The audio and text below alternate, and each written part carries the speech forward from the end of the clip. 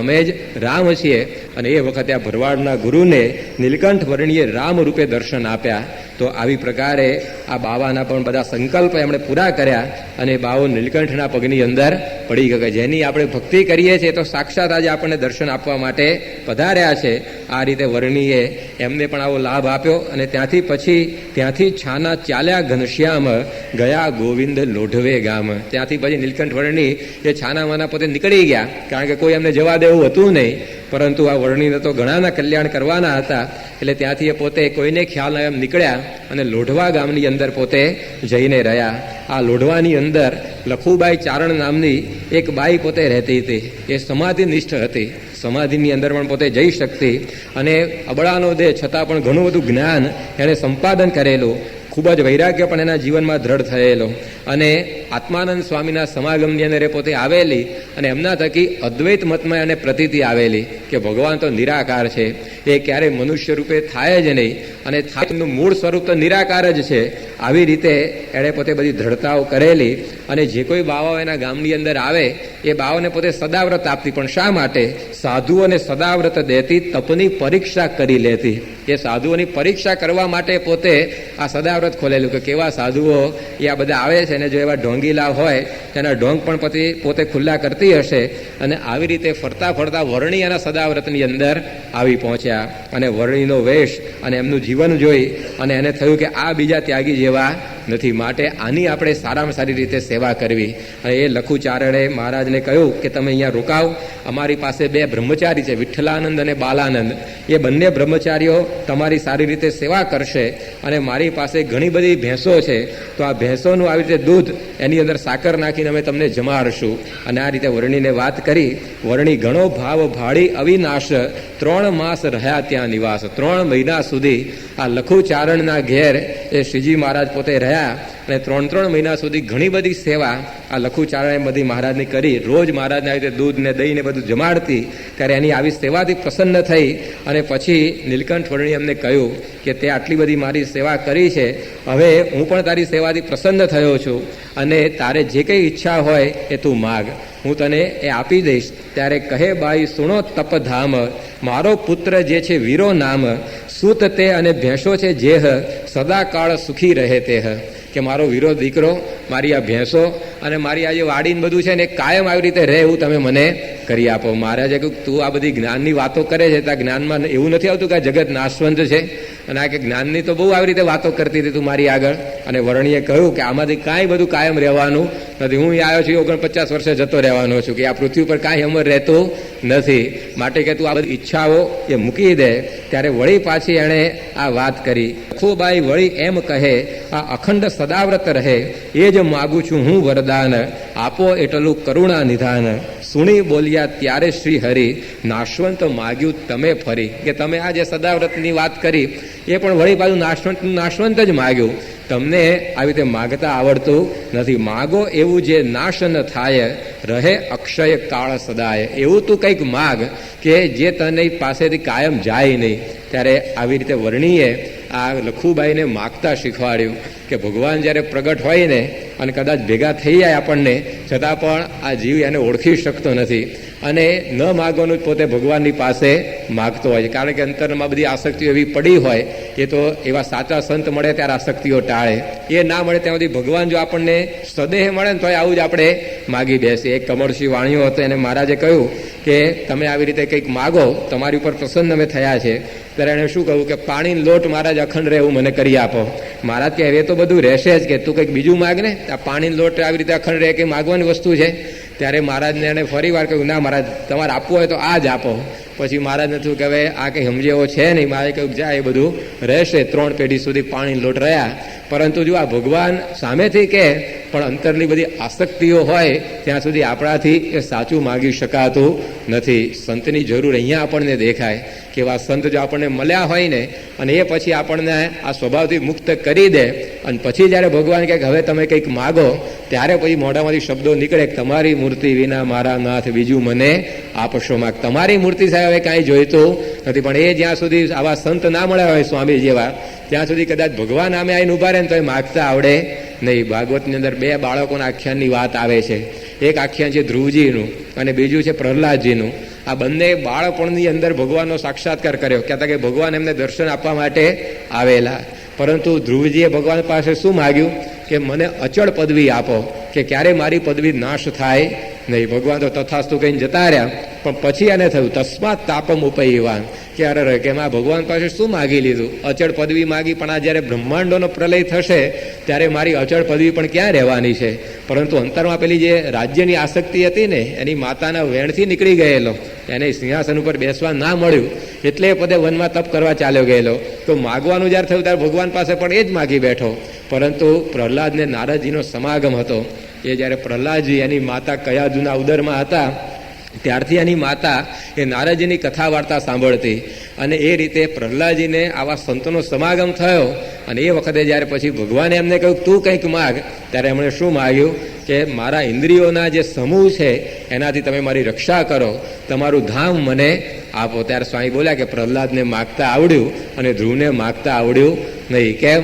તો આ સંતનો સમાગમ એકને થયેલો અને એકને બિચારાને કાચું રહી ગયેલું. તો આવા સંત મળે તો આપણને ભગવાન પાસે શું માગવું એ શીખવાડે. બાકી તો અંતરની જેવી આસક્તિઓ એવી જ માગી બેસીએ અને ભગવાનને ફેરો માથે પડે અને આપણે દર્શન થાય માથે પડે, એના જેવો ગાઢ થઈને ઊભો રહે. જેમ પેલા વાળંદ ઉપર ભગવાન પ્રસન્ન થયા અને કહ્યું તું માગ, તું જે માગે તને આપું. ત્યારે વાળંદે હું માગ્યું કે હું સોનાના આસ્ત્રે હજામત કર્યું, એવું મને વરદાન આપો ભગવાન. હવે મૂળ હજામતો કરવાની બાકી જ રહીને પાછી લોઢાના આસ્ત્રે કરે, સોનાના આસ્ત્રે. પેલા ઓછા કંઈક વધારે વાળ ઉતરવાના હતા. પરંતુ આવું જો અંતરમાં ધનની આસક્તિ હતી તો એ જ માગી બેઠો. પેલો બ્રાહ્મણે ભગવાન પાસે એવું જ માગ્યું કે હું હાથી ઉપર બેસીને ભિક્ષા માગું, એવું ભગવાન મને કરી આપો. પાછી જય રામજી કી કરવાની તો રહી જ ને, પગપાળા ભિક્ષા માગે કે હાથી ઉપર બેસીને માગે. એમાં કે ઓછું સ્ટેટસ વધી જવાનું ભિખારીનું કે આ તો હાથી ઉપર બેસીને માગે છે. પરંતુ આ માનની ઈચ્છા અંતરમાં કે આમ જરા હાથી ઉપર બેઠા હોય તો વટ પડી જાય. લોકો 5-5 રૂપિયા આપીને કમાટી બાગમાં એમને બેસી આવે છે, તો આપણે વગર મફતે બેસવા મળે તો શું વાંધો છે.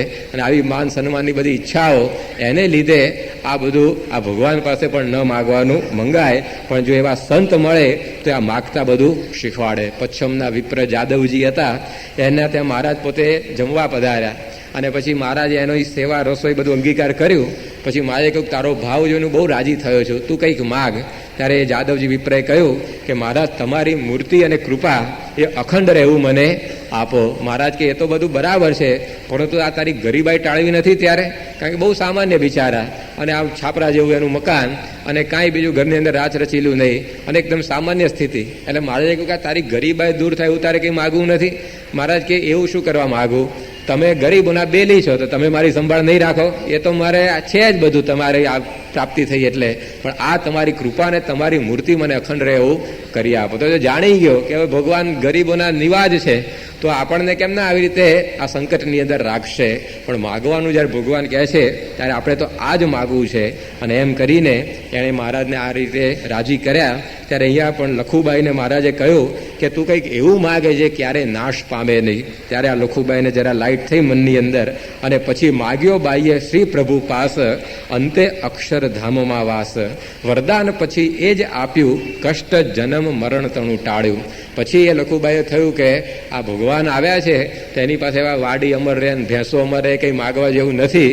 એના કરતાં એણે કહ્યું કે તમે તમારું ધામ મને આપો. વર્ણી કે હવે તે બરાબર માગ્યું. અને આ રીતે વર્ણીએ એને અક્ષરધામ આવી રીતે મળશે એવા આશીર્વાદ આપ્યા. અને ત્યાંથી પછી વર્ણી પોતે એ નીકળ્યા લોઢવાથી અને ફરતા ફરતા ભંડુરિયા ગામની અંદર ગયા. ત્યાંથી પછી સીમાશીના ચોરે રહી અને જુનાગઢની અંદર હવે નીલકંઠ વર્ણી પોતાના પગલાં એ પાડી રહેલા છે. અને એ વખતે દૂરથી એમણે રૈવતા ચડ નજરે નિહાળ્યો, પદ સ્પર્શે તેનો મળ ટાળ્યો. અને એ રૈવતા ચડ કહેતા કે ગિરનાર એ સામે જાણે નીલકંઠ વર્ણીને પોતે બોલાવી રહેલો.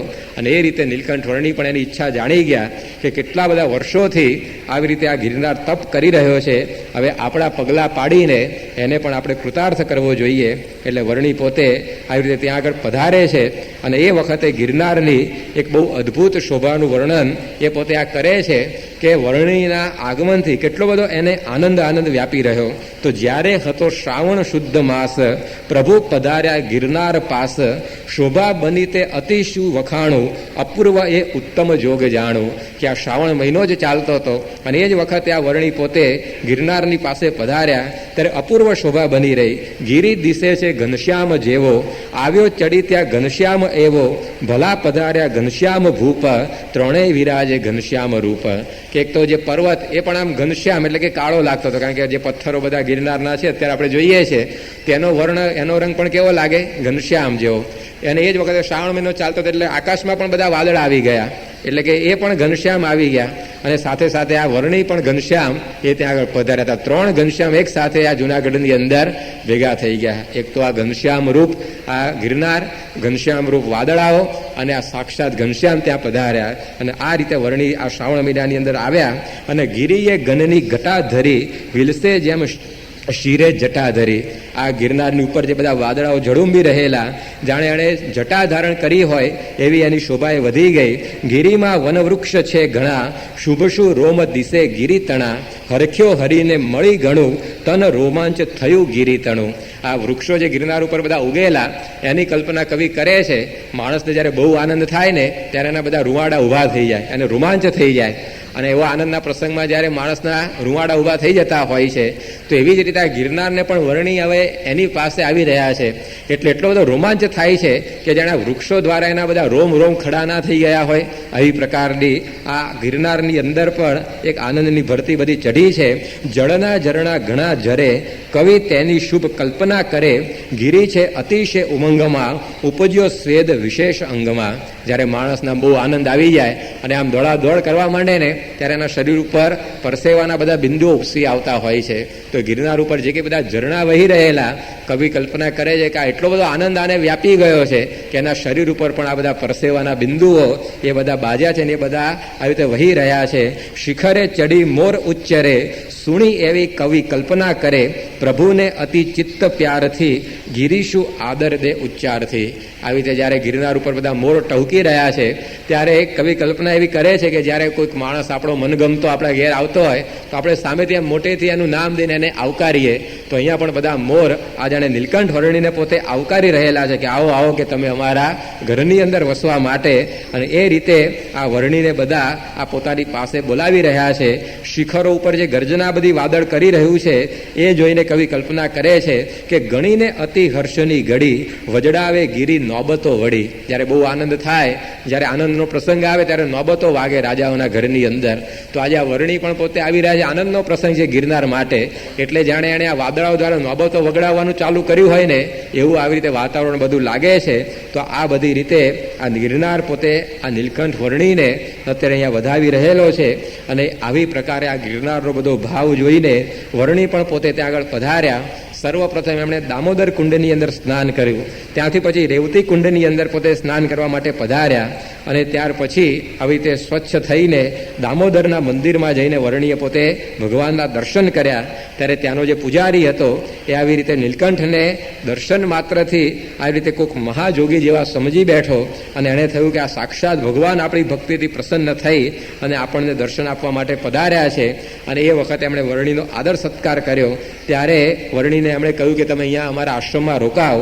ઘણા ત્યારે વર્ણી પોતે કહે છે કે આજે તો એવી ઈચ્છા છે મનમાં, વસવું નિશાએ જઈ વનમાં. કે આજે તો મને એવી ઈચ્છા થાય છે કે રાત્રે મારે વનની અંદર જ રહેવું છે. ત્યારે પૂજારી કહે પ્રભુ પાસ, વનમાં છે બહુ વાઘનો ત્રાસ. વર્ણીને આ પૂજારી કહે છે કે ત્યાં તો બધા બહુ વાઘ આવે છે, માટે તમે અહીંયા રોકાઓ. વળી કેટલાય બધા એવા અઘોરી બાવાઓ પણ ફરે છે કે માણસને પણ આખા નાખા ખાઈ જાય છે, માટે તમે કે રાત્રે ત્યાં આગળ જતા નહીં. ત્યારે બોલ્યા વિશ્વ આધાર, કોઈ અમને નથી હણનાર. ત્યારે વર્ણી કહે છે કે અમને તો કોઈ મારનારા દુનિયાની અંદર હજી સુધી થયા નથી. અને એમ કહીને પશ્ચિમ દિશાની અંદર એક નાનકડી દેરી હતી, એની બહાર ઓસરીમાં નીલકંઠ વર્ણી પોતે રાત્રે જઈને સૂતા. અને એ વખતે અડધી જ્યાં રાત વીતી ત્યાં ભયંકર વાઘ એ પોતે ફૂટકાર કરતો કરતો આ વર્ણીની પોતે આવ્યો પાસે. અને ત્યાં આગળ આખી રાત એ નીલકંઠ વર્ણીની સામે જોતો જોતો બેસી રહ્યો. આખી રાત સુધી એ પોતે ત્યાં આગળ બેસી રહ્યો. અને સવારે જ્યારે વર્ણી સ્નાન કરવા માટે ઉઠ્યા ત્યારે વળી પાછું ઝાડીમાં અલોપ થઈ ગયો. અને આવો ચમત્કાર પેલા દામોદર મંદિરના પૂજારીએ જોયો અને સીધો જ આવ્યો અને પ્રભુ પદ જઈ કીધો પ્રણામ, તેડી ગયા દામોદર ધામ. એ પોતે વર્ણીના પગની અંદર પડી ગયો, વળી પોતાના મંદિરની અંદર પાછો એમને લઈ ગયો. અને એ વખતે એની ઘણી બધી સેવા આવી રીતે 3 રાત ને દિવસ સુધી વર્ણીની એ પોતે કરે છે. અને એનો ભાવ જોઈને દામોદર સ્વરૂપે નીલકંઠ વર્ણી એને દર્શન આપ્યા. અને એને થયું કે મારી ભક્તિ આજે સફળ થઈ. જે દામોદરની હું સેવા અત્યાર સુધી કરતો હતો એ જ દામોદર આજે મારા મંદિરની અંદર પ્રગટ પધાર્યા. અને આવી રીતે એ મંદિરના પૂજારીને પણ લાભ આપી અને ત્યાં ચડાવની વાવ નામની એક જગ્યા છે, ત્યાં આગળ મહારાજ પોતે પધાર્યા અને ત્યાંથી પછી એમણે ગિરનાર ઉપર આવી રીતે પોતાની દ્રષ્ટિ ઠેરાવી અને ત્યાં આગળ પણ આ વર્ણીએ જે કોઈ બધા મુમુક્ષો આવ્યા એને ઘણો બધો લાભ આપ્યો. ત્યાંથી પછી ગોધાવાવ નામની જગ્યા એ જૂનાગઢની અંદર છે, ત્યાં આગળ ધર્મદાસ નામના એક કોઈક મહાત્મા હશે, પોતે બ્રહ્મભોજન કરાવતા હતા બધાને. ત્યાં આગળ વર્ણી પણ પોતે જમવા માટે ગયા, પરંતુ ત્યાં કંઈ અન્ન મળ્યું નહીં એમને, અને એટલે ત્યાંથી હાટકેશ્વર મહાદેવની અંદર એ વર્ણી પોતે પધાર્યા અને ત્યાં આગળ બધા નાગરો દર્શન કરવા માટે આવતા. અને એમાંના કોઈક બુદ્ધિશાળી નાગરે આ વર્ણીને ઘણા બધા પ્રશ્નો પૂછ્યા. 10 પ્રશ્નો પૂછ્યા, એના 2 જ લીટીમાં ઉત્તર આપી દીધા વર્ણીએ. અને આ જોઈને એને થયું કે આ બહુ ચમત્કારી વિદ્વાન વર્ણી છે, અને એ પણ વર્ણીના પગની અંદર ઝૂકી પડ્યો. અને ત્યાંથી પછી ફરતા ફરતા એ નીલકંઠ વર્ણી પોતે હવે આગળ એ પોતાનું વિચરણ કરે છે. ત્યાં આગળ હાટકેશ્વરની અંદર એ રાત રોકાયા અને ત્યાંથી પછી ભૂતનાથની અંદર એ નીલકંઠ વર્ણી પધાર્યા. ત્યાં આગળ શિવજીને એમણે દર્શન કર્યા, ખેંગાર વાવની અંદર એમણે પાણી પીધું અને ત્યાંથી પછી ફરતા ફરતા વંથળી ગામની અંદર પધાર્યા. આ વંથળી ગામની અંદર સૂર્યકુંડ છે, એ સૂર્યકુંડની અંદર વર્ણી પોતે નાહ્યા. ત્યાં આગળ સદાવ્રત મળતું હતું, એ સદાવ્રત લઈ અને પોતે રાત ત્યાં આગળ રોકાયા અને ત્યાંથી પછી પીપલાણાની અંદર એ પોતે પધાર્યા. આ પીપલાણાની અંદર નરસિંહ મહેતા નામના એક ઉંદેવાળ બ્રાહ્મણ પોતે રહેતા હતા. એ પોતાના ઘરની અંદર સવારના પોરમાં શાલિગ્રામથી પૂજા કરતા હતા, એમને નવડાવતા ધોવડાવતા હશે. અને એ વખતે આ વર્ણી પોતે ત્યાં જઈ પહોંચ્યા અને એમના ઘર આગળ જઈ અને એમણે ભિક્ષા માટે આવી રીતે આહલેખ લગાવી. ત્યારે આ નરસિંહ મહેતાનો દીકરો હતો કલ્યાણજી, એ પોતે આ ત્યાં બહાર આવ્યો અને એણે કહ્યું કે અત્યારે તો ઘરમાં કંઈ રસોઈ નથી, તમે થોડીક વાર બેસો તો હું તમને જે કંઈ જોઈતું હોય એ બધી રસોઈ બનાવી આપું. ત્યારે મહારાજ કહે છે કે અમારે તો ઘણી બધી ઉતાવળ છે, ઘણા હજી તો તીર્થ કરવાના છે, એટલે રસોઈ માટે કંઈક ખોટી થવાય તેવું નથી. ત્યારે પેલો વિપ્રનો પુત્ર એ પોતે કહે છે કે તમે આવી રીતે જલ્દીથી જવાની વાત કરો છો, તો પણ મારું જે ધાન અને દૂધ એટલું તો તમે અંગીકાર કરીને જ જાઓ. અને એ વખતે વર્ણીને જુવારનું ધાન અને દૂધ આપવા માટે જ્યારે કલ્યાણજીએ રોક્યા, એ સમયની અંદર ચમત્કાર એક એવો થયો કે ત્યાં આગળ જે પેલા નરસિંહ મહેતા અંદર રૂમની અંદર શાલિગ્રામને પૂજા કરીને આવી રીતે બધા પ્રસન્ન કરતા હતા, એ જ વખતે એ શાલિગ્રામની મૂર્તિમાંથી તેજ નીકળ્યું અને તેજ બધું આ વર્ણીની મૂર્તિમાં સમાઈ ગયું. એને આશ્ચર્ય થયું કે અત્યાર સુધી આ મૂર્તિમાંથી કોઈ દિવસ તેજ નીકળ્યું નથી અને આવ્યું ક્યાંથી. એ તરત આમ બહાર જઈને જોવા માંડ્યા, ત્યાં તો વર્ણી તો પોતે નીકળી ગયેલા. એમણે એના દીકરાને પૂછ્યું કે અહીંયા કોઈ આવેલું હમણાં? કે હા, કે એક વર્ણી આવેલા, હું આ રસોઈની વ્યવસ્થા કરવા ગયો એમાં તે પોતે નીકળી ગયા. એને થયું કે નક્કી આ જે મૂર્તિનું તેજ એ આ વર્ણીનું જ તેજ હોવું જોઈએ. અને એમણે કહ્યું કે આપણે એમને પાછા બોલાવી જ લાવવા પડશે આપણા ઘેર. અને વળી એ 2 જણા દોડ્યા અને નીલકંઠ વર્ણીને એમણે પકડી પાડ્યા અને પછી વર્ણીને પોતાના ઘેરે પોતે લઈ આવ્યા. વર્ણી પણ જાણતા છે કે આગળ જતા આ મારા ઉત્તમ ભક્ત થવાના છે, એટલે એમનો ભાવ જોઈને વળી પાછા વર્ણી એમના ત્યાં આગળ આવ્યા અને એમણે કહ્યું કે વાર ના લગાડો, જે જલ્દી હોય મને આપો જમવા માટે. એટલે એ વખતે દૂધ અને જુવારનું ધાન આ વર્ણીને આપ્યું. વર્ણી પોતે જ્યારે જમતા હતા ત્યાં જ એ વર્ણીના ચતુર્ભુજ રૂપે દર્શન આવી રીતે આ નરસિંહ મહેતાને થયા. અને એને થયું કે ઓહો, કે આ મારા ભાગ્ય આજે ખુલી ગયા. જે ભગવાનની આપણે પૂજા કરતા હતા, મૂર્તિ પૂજતા હતા, એ જ ભગવાન આજે આ વર્ણી સ્વરૂપે આપણા ઘરની અંદર આ દૂધ અને જુવારનું ધાન એ જમી રહેલા છે. તો ત્યાં પણ આવા ચતુર્ભુજ રૂપે દર્શન આ વર્ણીએ નરસિંહ મહેતાને આપ્યા. અને એ નરસિંહ મહેતાને લાગ્યું કે મને જે આકાશવાણીમાં સંભળાયેલું એ વાત આજે સત્ય ઠરી. જ્યારે આ પોતે ભગવાન ગોતવા નીકળેલા નરસિંહ મહેતા એમની નાની ઉંમરમાં, પરંતુ ક્યાંય ભગવાન મળે એવું લાગ્યું નહીં, એટલે પોતાનું જીવતર ટૂંકાવી દેવાનો વિચાર કરતા હતા. એ વખતે આકાશવાણી થઈ કે તું આવી રીતે તું મરી ના જઈશ, આપઘાત કરીશ નહીં, તને પ્રત્યક્ષ ભગવાનનો યોગ થશે. અને એ પછી પોતાના ઘેર પાછા આવેલા. એ આકાશવાણી એમને લાગ્યું કે આજે બધી સત્ય થઈ રહી છે, આજે આ વર્ણી દ્વારા સાક્ષાત ભગવાનનો યોગ એ આપણને પ્રાપ્ત થયો છે. તો આ રીતે આ વર્ણી એમને ચતુર્ભુજ રૂપે દર્શન આપ્યા અને ત્યાંથી પછી વર્ણી પોતે નીકળ્યા પીપલાણાથી અને ફરતા ફરતા આખા ગામની અંદર આવ્યા. આ 2 બાજુમાં જ ગામ આવેલા છે. આખા એ ગામનું નામ છે. આખા ગામમાં આવ્યા એટલે સંપૂર્ણ ગામ નહીં સમજતા, પણ આખા નામનું એક ગામ છે. તો આખાની અંદર એ પોતે પધાર્યા અને ત્યાં પણ એમણે પુરુષોત્તમ સ્વરૂપે લોકોને પોતાનું દર્શન કરાવ્યું. બ્રહ્માંડોના જે ધણીઓ બ્રહ્મા, વિષ્ણુ, મહેશ, આ બધા અને 10 અવતારો એ વર્ણીની મૂર્તિમાંથી પ્રગટ થયા અને વળી પાછે મૂર્તિની અંદર લીન થઈ ગયા. આવી પ્રકારનો ચમત્કાર એ વર્ણીએ પોતે આ આખા ગામની અંદર બતાવ્યો. અને ત્યાંથી પછી ફરતા ફરતા એ વર્ણી મઢડા ગામની અંદર પધારે છે. આ મઢડા ગામની અંદર એક જેઠો મેર નામનો મુમુક્ષુ રહેતો હતો. એના ત્યાં નીલકંઠ વર્ણી પોતે રાત રહ્યા અને એની સેવા બધી એમણે અંગીકાર કરી. અને આ જે જેઠો મેર એના ત્યાં શ્રીજી મહારાજ કેમ ગયેલા, તો એનું કારણ એટલું જ આવી રીતે વર્ણીએ પોતે બતાવ્યું કે આ જે જેઠો મેર અને એના પત્ની એ બંને જણા કેટલાય જન્મથી એ નિષ્કામી વર્તમાન પાળતા હતા ભગવાનને મેળવવા માટે. એમણે કંઈક વાંચ્યું હશે કે આવી પ્રકારે નિષ્કામી વર્તમાન જો આપણે દ્રઢ પાળીએ તો ભગવાનનો અખંડ સંબંધ આપણને રહેતો હોય છે. તો કૃત યુગ થકી તે નર નાર ધર્યા ભૂતળ બહુ અવતાર પતિ પત્ની થયા બધે ઠામ વ્રત પાળ્યું સદા નિષ્કામ.